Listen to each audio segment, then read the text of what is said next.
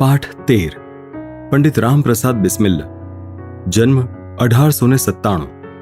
ફાંસી 19મી ડિસેમ્બર 1927. ગોરખપુર. પહેલા મહાયુદ્ધ દ્વારા મળેલી સંધિને કારણે યોજાયેલી ગદરની ક્રાંતિ ઘરભેદુઓના લોભને કારણે ફૂસકી ગઈ.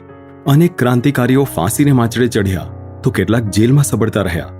સચિન્દ્રનાથ સૈયાલ કાળા પાણીની જન્મટીપ ભોગવી પુનઃ રાજકારણમાં સક્રિય થનાર અને એટલું જ નહીં, ક્રાંતિકારી ચળવળમાં કાર્યરત રહેનાર એકમેવ અદ્વિતીય ઉદાહરણ છે. છુટકારો થતાં જ તે પુનઃ કાર્યમગ્ન થઈ ગયા. એમના પ્રયાસો પછી હિન્દુસ્તાન રિપબ્લિકન એસોસિએશન એ રાષ્ટ્રીય સ્તરે સુસંગઠિતપણે કાર્ય કરતું સંગઠન ઊભું થયું. એ સમયે એમનો સંપર્ક મૈનપુરી ખટલાના અનેક ક્રાંતિકારીઓ સાથે થયો. એમાં દેવનારાયણ, પંડિત રામપ્રસાદ બિસ્મિલ, રાજેન્દ્રનાથ લાહિરી, ચંદ્રશેખર આઝાદ વગેરે મુખ્ય હતા. પંડિત રામપ્રસાદ બિસ્મિલના પૂર્વજો ચંબલ નદીની કોતરોમાં શિસ્તબદ્ધ પણ સ્વતંત્ર જીવન જીવતા હતા. એમના દાદા પહેલા શાહજહાનપુરમાં જઈને વસ્યા હતા. એમનું શાળાનું શિક્ષણ ત્યાં જ થયું. આર્ય સમાજ મંદિરના એક સાત્વિક વૃત્તિના પૂજારીના પ્રભાવને કારણે તેમનું જીવન બદલાઈ ગયું. એ જ અરસામાં એમને રાજકારણમાં પણ રસ પડવા લાગ્યો. 18મા વર્ષે એમણે લખનૌની માતૃવેદી સંસ્થા નામની ગુપ્ત સંસ્થામાં પ્રવેશ કર્યો અને સક્રિય રાજકારણની શરૂઆત કરી. શાહજહાનપુરમાં રહેતા હતા તે ગાળામાં જ એમના મિત્ર ઠાકુર રોશનસિંહ અને અશફાકુલ્લા ખાન એમના પ્રભાવથી રાષ્ટ્રીય કાર્યમાં જોડાયા હતા તથા રાજકીય પ્રવાસમાં એમના છેક સુધી સાથીદાર રહ્યા. ઠાકુર રોશનસિંહનો જન્મ 1814માં શાહજહાનપુર નજીકના નવોડા ગામમાં થયેલ. એ રાજપૂત હતા. પંડિત રામપ્રસાદના સંપર્કથી તે માતૃવેદી સંસ્થામાં આવ્યા અને પછી તેમના હસ્તે દેશને ઉપયોગી એવા કાર્ય થયા. અશફાકુલ્લા ખાન સુશિક્ષિત અને શ્રીમંત પઠાણ કુટુંબમાં જન્મેલ અને સઘળા સગા સંબંધીઓ મોટી મોટી સરકારી નોકરીમાં હતા. માતૃવેદી સંસ્થા મારફત પંડિત રામપ્રસાદે અનેક ગુપ્ત કાર્યવાહીઓમાં ભાગ લીધેલ. આ પ્રકરણથી પ્રખ્યાત મૈનપુરી કાવતરાનો કેસ થયો. પંડિત રામપ્રસાદ પોલીસને હાથ લાગતા નહોતા. એમને ભાગેડુ ઘોષિત કરાયા. એ છુપાવેશે હતા ત્યારે એમને અત્યંત કષ્ટ વેઠવા પડ્યા. ભૂખ તરસ સહેવી પડી, પરંતુ એવી હાલતમાં પણ તેઓ બંગાળી શીખ્યા. ક્રાંતિકારીઓ માટે અતિશય ઉપયોગી એવું નિહિલિસ્ટ રહસ્ય એ પુસ્તક લખીને પ્રસિદ્ધ કર્યું. સાર્વત્રિક માફીની રાજઘોષણા પછી તેઓ શાહજહાનપુરમાં પ્રગટ થયા. 1923માં મન્મથનાથ ગુપ્તાના આમંત્રણથી પંડિત રામપ્રસાદ એમની સંસ્થામાં સામેલ થયા. એમની સાથે માતૃવેદીના સર્વ નિષ્ઠાવાનો પણ સહયોગી થયા. નવી સંસ્થાનું નામ ઠરાવાયું હિન્દુસ્તાન રિપબ્લિકન એસોસિએશન. સચિન્દ્રનાથે તેમનું બંધારણ ઘડ્યું. સશસ્ત્ર ક્રાંતિથી હિન્દુસ્તાન સ્વતંત્ર કરી હિન્દુસ્તાનમાં સંયુક્ત પ્રજાસત્તાકની સ્થાપના કરવી એ આ સંગઠનનું ધ્યેય હતું. ફેબ્રુઆરી 1925માં સચિન્દ્રનાથની ધરપકડ થઈ એટલે હિન્દુસ્તાન રિપબ્લિકન એસોસિએશનનું નેતૃત્વ પંડિત રામપ્રસાદ પાસે આવ્યું. સંગઠન તો બનાવ્યું, પણ તે ચલાવવા પૈસા ક્યાંથી આણવા? ફંડ એકત્ર કરવાનો પ્રયત્ન કર્યો, પણ સફળતા મળી નહીં. આખરે ધન ખાતર દરોડો પાડી નિધિ એકત્ર કરવાના નિર્ણય પર સર્વ એકમત થયા. 3-4 દરોડા પાડ્યા, પણ તેમાંથી કંઈ વિશેષ લાભ થયો નહીં.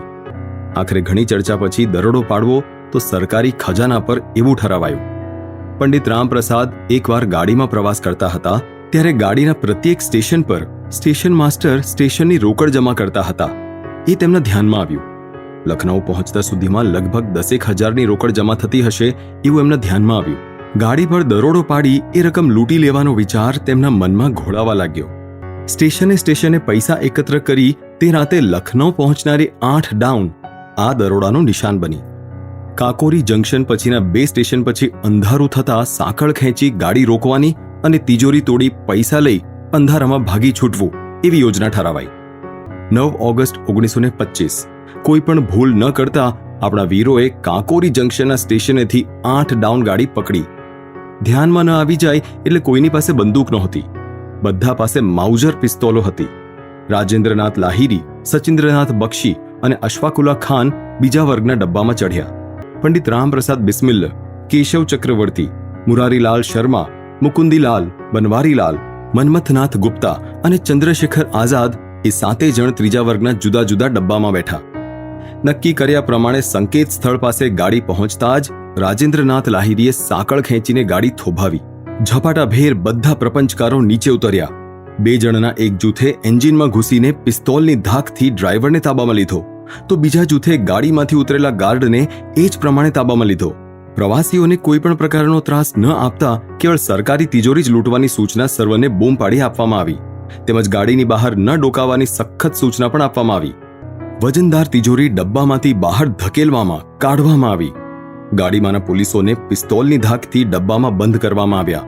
સાથે લાવવામાં આવેલ મોટા હથોડાના ઘા ઝીકીને તિજોરી તોડવાની શરૂઆત કરી.